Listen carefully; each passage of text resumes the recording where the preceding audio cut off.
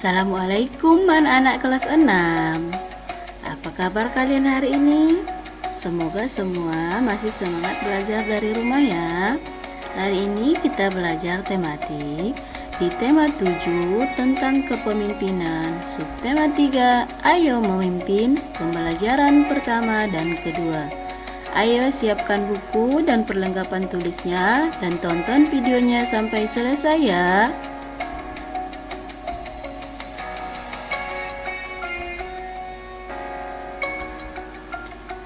Apabila kita ingin menjadi seorang pemimpin, kita harus tahu siapa diri kita, apa kelebihan dan kekurangan kita. Hal ini akan bermanfaat agar kita tahu kemampuan apa yang harus kita kembangkan. Kita bisa belajar tentang kebutuhan dasar seorang pemimpin dari cerita berikut ini. Ayo kita baca cerita berikut ini anak-anak. Semut dan belalang. Di bawah terik matahari, barisan semut berjalan rapi menuju sarang. Sudah puluhan kali barisan ini berjalan bolak-balik di bawah komando sang pemimpin. Setiap semut membawa bulir makanan di atas badannya. Tidak lebih dari satu bulir dapat dibawa semut, hingga tak cukup sekali atau dua kali mereka bolak-balik menuju sarang. Sementara di antara hijau rumput di pinggir kolam, seekor belalang duduk santai menikmati semilir angin. Terheran-heran ia menyaksikan barisan semut bolak-balik melintas di hadapannya. Hai semut-semut, apa sih yang kalian lakukan? Sibuk sekali sejak pagi. Tidakkah mondar-mandir di tengah terik matahari membuat kalian lelah dan berkeringat? Seru belalang kepada barisan semut. Kami bekerja keras mengumpulkan persediaan makanan untuk musim dingin nanti. Barisan kami memang panjang, tetapi daya angkut kami tidak banyak. Oleh karena itu, kami harus mondar-mandir, ujar komandan semut menjawab belalang. Hah? Mengumpulkan makanan untuk musim dingin? Repot sekali, musim dingin kan masih lama. Sekarang nikmati saja teriknya matahari dan makanan yang berlimpah. Untuk apa sibuk dari sekarang? Ujar belalang sambil terkekeh menertawakan semut-semut. Hai belalang, harusnya kamu melakukan hal yang sama. Serangga seperti kita harus bersiap-siap menghadapi musim dingin. Nanti semua tanaman dan sumber makanan lain akan beku tertutup salju.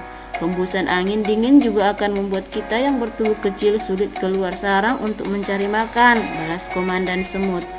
Benar belalang, harusnya kamu mengumpulkan teman-temanmu untuk bekerja sama mengisi sarang dengan persediaan makanan. Justru karena musim panas masih panjang, kita masih punya banyak waktu untuk mencicil pekerjaan.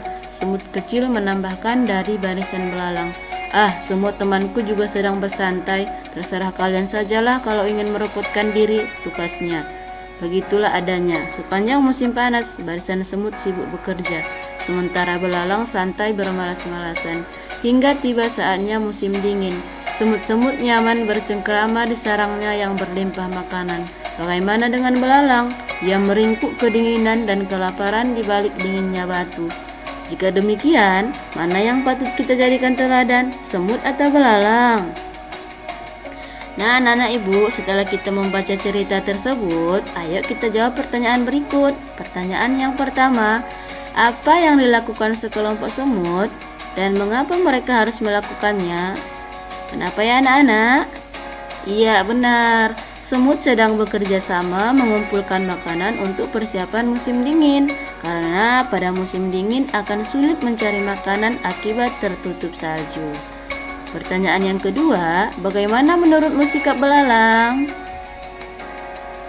Sikap belalang itu pemalas, meremehkan segala sesuatu, dan tidak menghormati semut.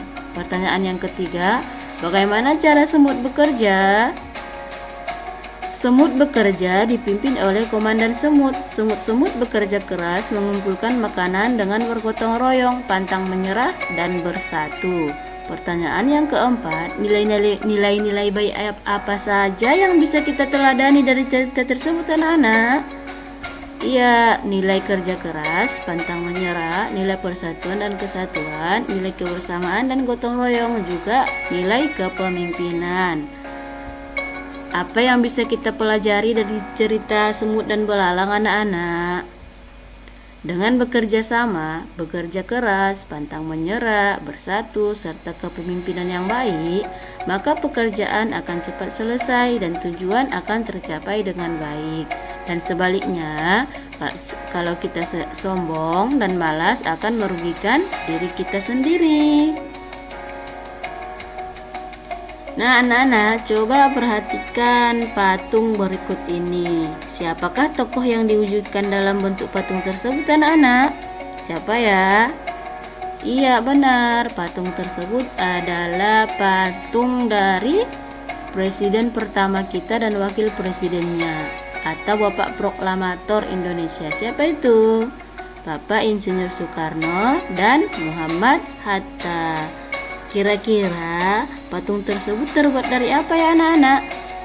Bisa jadi terbuat dari semen, atau dari besi, ataupun dari baja.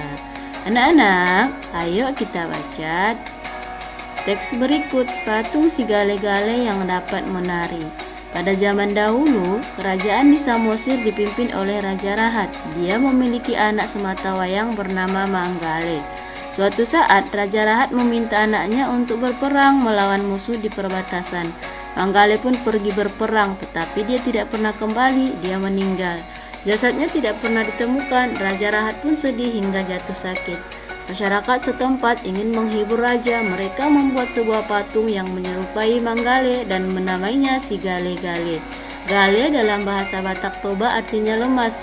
Pada waktu itu, dukun di sana juga ikut membantu memanggil roh Manggale agar masuk ke dalam patung tersebut, sehingga patung si Gale-Gale dapat bergerak-gerak sendiri seperti orang yang sedang menari. Patung si Gale-Gale sampai saat ini masih dapat kita jumpai ketika berkunjung ke Tomok, Pulau Samosir. Hanya saja dalam pertunjukan tersebut, patung si Gale-Gale sudah tidak dimasuki roh lagi.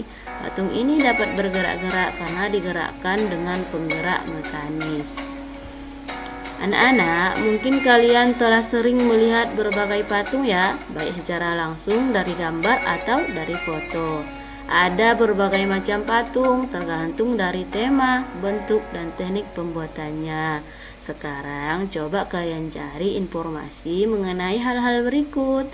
Yang pertama, ciri-ciri patung, jenis-jenis patung, bahan pembuatan patung, dan teknik pembuatan patung.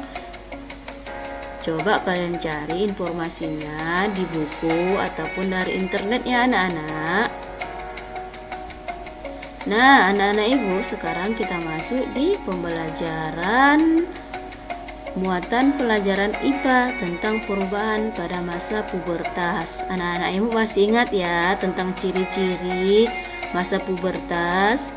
Nah, sekarang persiapan-persiapan apa saja yang harus kita lakukan dalam menghadapi masa pubertas, anak-anak?